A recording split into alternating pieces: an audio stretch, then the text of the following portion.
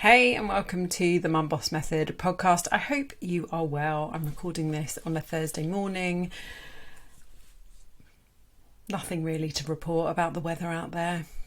It was a beautiful sky this morning, but I didn't get any pictures of it. How are you anyway? Are you having a good week?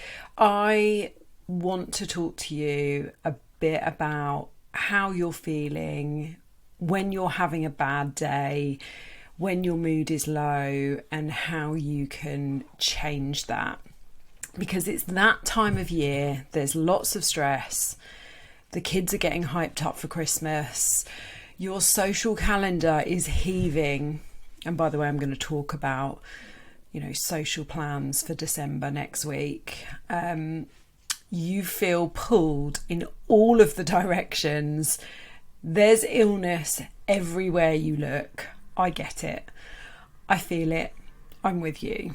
And it's really, really easy for you to let that overwhelm get to you. To feel like you just have to make it to the end of the year and it will all be okay. You're just clawing your way through to the 31st of December. I've got a little bit of a news flash, my hun. This is life. And there will always be stress and shite going on.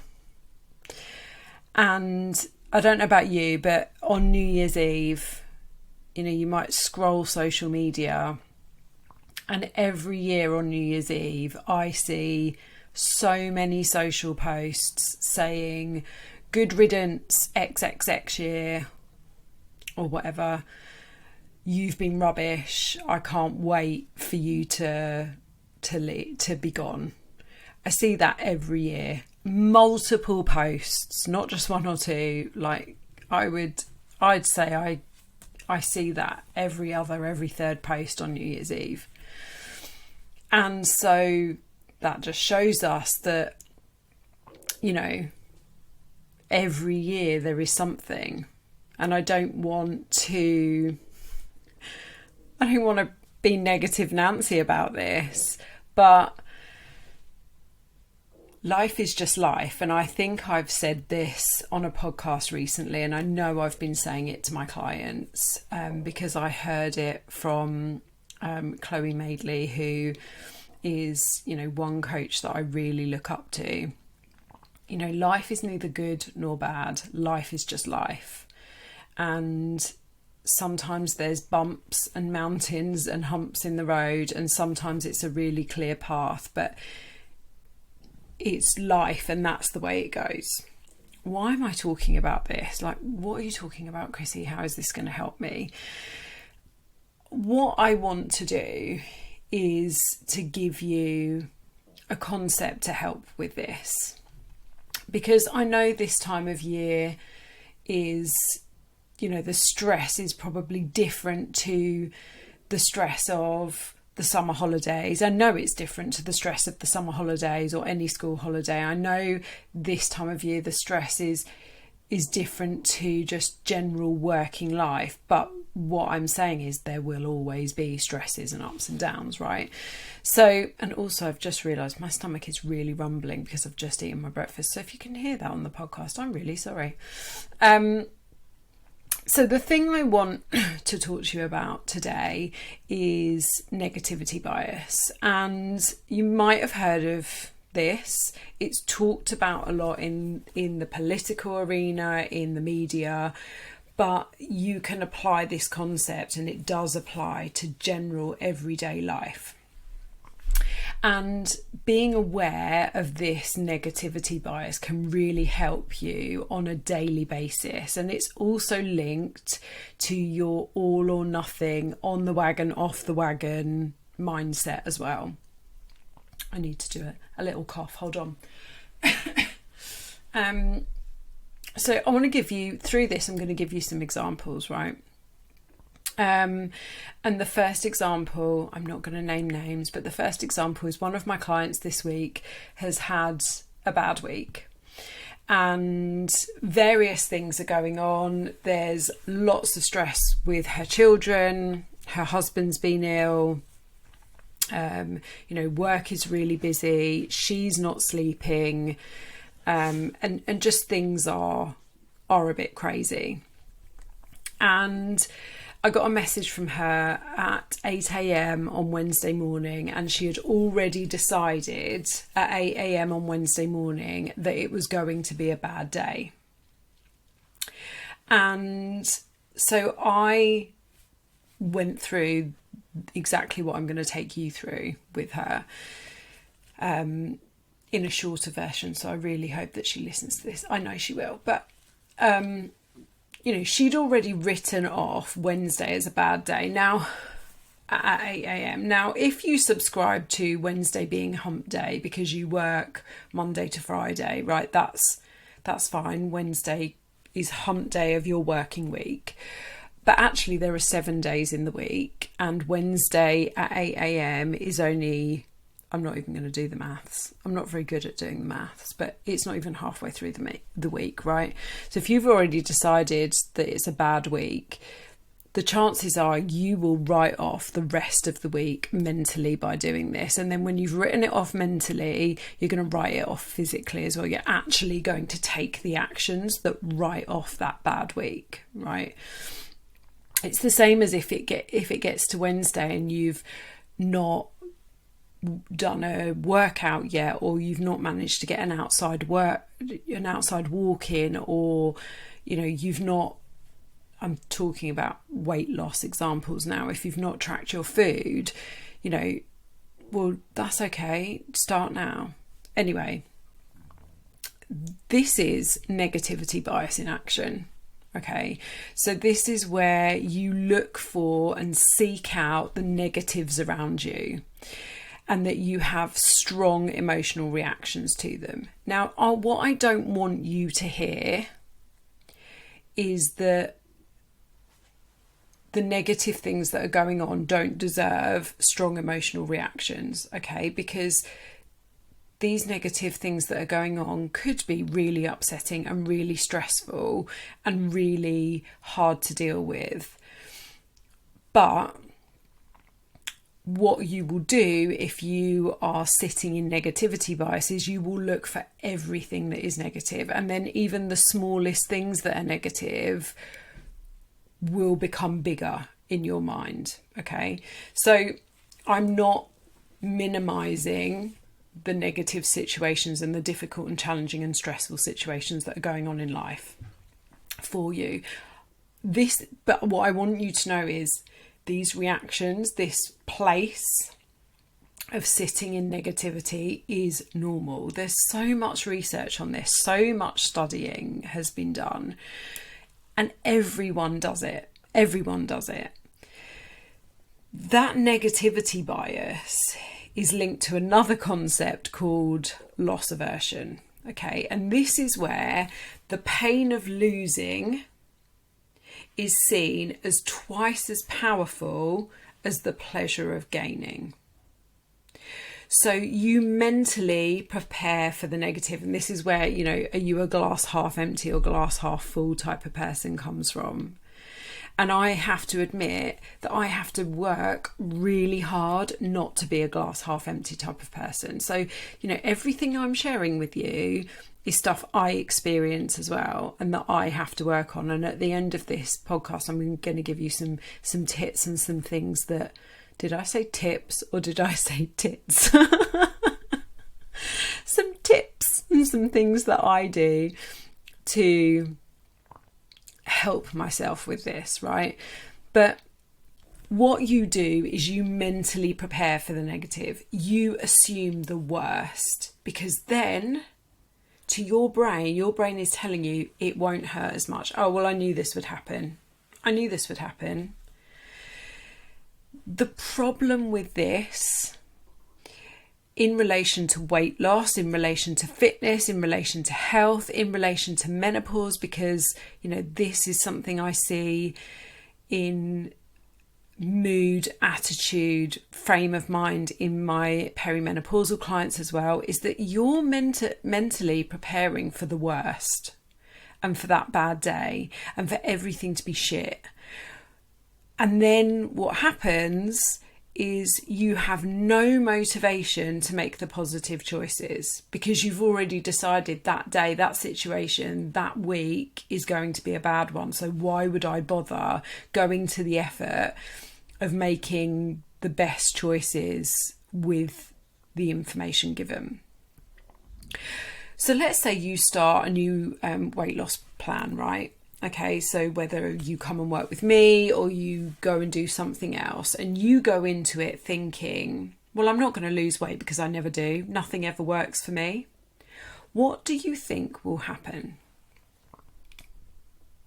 If you go into your day after a rubbish night's sleep and a morning full of grumpy AF kids, and you tell yourself that you are so tired and that the day is going to be so hard, what do you think will happen?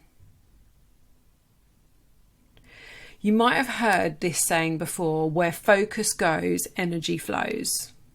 Tony Robbins said that, and I'm sure there are other people that have said it in that way or other ways. Meaning that if we focus on it, it will be there constantly. And that is all we will see, all we will feel, all we will do. So I'll give you an example from yesterday, right? I was getting ready for my boot camp in my village. And where I hold it on a Wednesday morning, I have to walk a little way from my car to the building, carrying my weights. Not ideal, but we move. And I was trying to get too many weights out of my car, and I had like a 5 kilogram dumbbell like tucked under my arm, and then it fell right into a pile of stinging nettles. And not thinking, I just put my hand in the pile of stinging nettles and pulled out the dumbbell, and obviously I got stung. And for like the next 10 minutes before boot camp started, that was all I could feel, was the stinging nettles. It was all I could think about.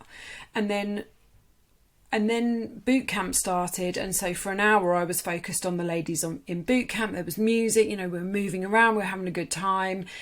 And then I didn't even notice it. I came home and I took the dog for a walk, and then I passed a stinging nettle bush and I thought, oh, my hand doesn't sting anymore. That went off quickly, and immediately my hand started stinging, right?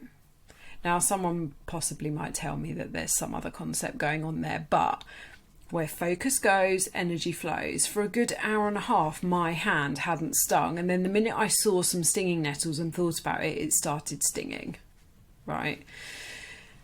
So it shows that what I'm trying to do here is show you that, if we think these bad things are going to happen, I'm not saying that changing that thinking is going to stop the bad things happening. I'm not saying that if you get up and you've had a rubbish night's sleep and the kids are being pains in the bums and work is really stressful, that the rest of that day won't be really tough and won't be crap. I'm not saying that. I'm not saying that you can change the course. Maybe you can. I don't know. Like, we could get into a whole manifestation conversation here, but actually, as an aside, I really did get into manifestation, and I read a lot about it, and I listened to a lot of podcasts about it. And actually, I believe that manifestation is a version of what I'm talking about. It is setting goals and taking actions and believing that you can achieve them. And therefore, when you believe that you can achieve them rather than you can't, you take all the actions necessary to achieve them. So I've answered my own challenge. So that's all very well. The summary of that is, if you go into situations, you start your day, you start your week or whatever thinking this is rubbish, it's going to be bad, and thinking negatively, you are more likely to make bad choices, bad decisions. And when I say bad, I don't mean, you're going to eat a chocolate bar rather than a salad. I just mean you're going to make the decisions and the choices that don't align with what you really want the day to be like. You're likely to sit down and slam half a pack of chocolate digestives because you feel rubbish about yourself, and you think, oh well, this will make me feel better. Your decisions and your actions are less likely to be aligned with how you want the day to be, less likely to be aligned with your goals, because you're in that negative headspace, right? So what can you do? I want to share another client example. So one of my other clients has been using my Mum Boss Method self-care journal.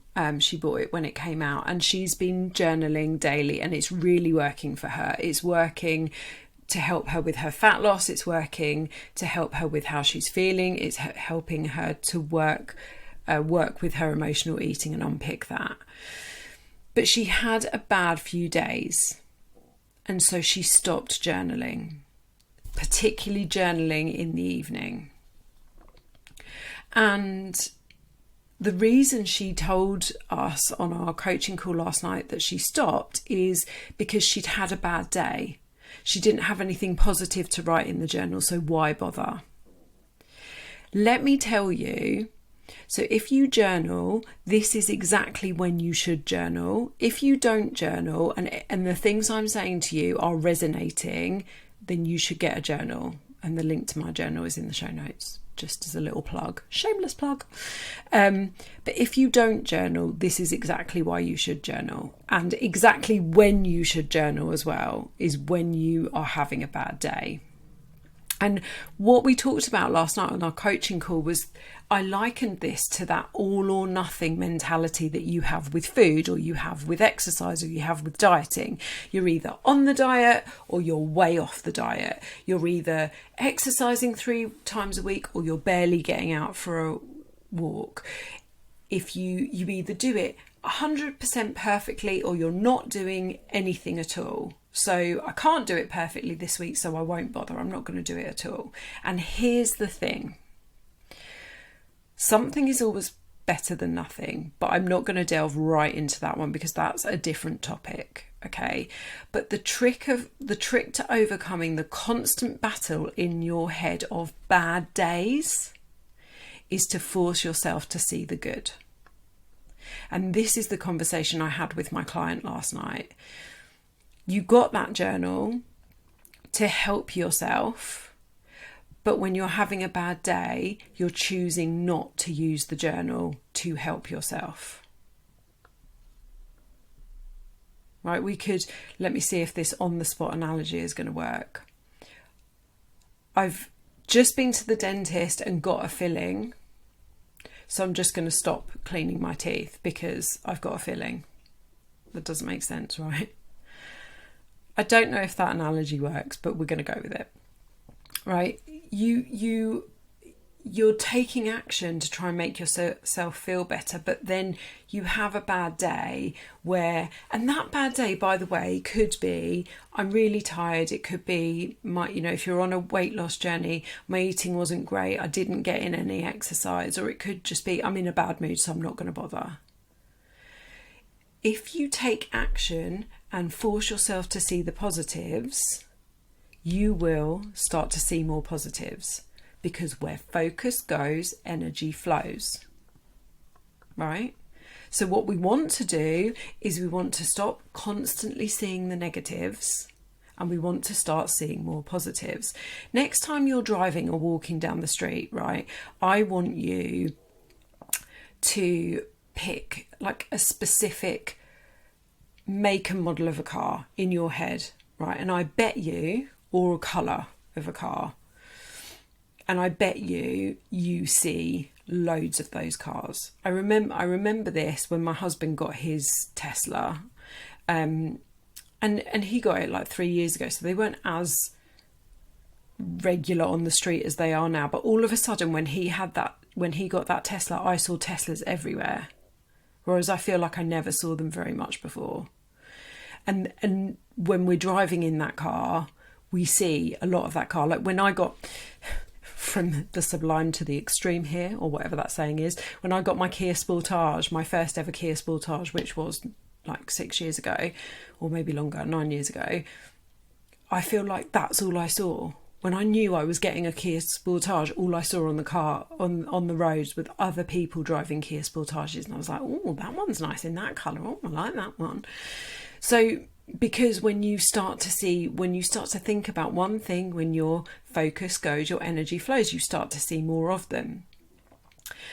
And let me give you, like a working example of how this is working in my life at the minute. So I'm going to be really honest. I went to sleep last night really cross with my husband, and now my voice has gone a bit quiet because he's still downstairs. I was really cross with him and my son because I work on a Wednesday night. I ask that my husband just make sure my son goes to bed on time. He's not on his computer till too late. He's done all his homework, he's done his reading, and he's got his bag ready for the next day. And we've been having this same argument for weeks, and over the last week it's really heightened, like it's happened nearly every day.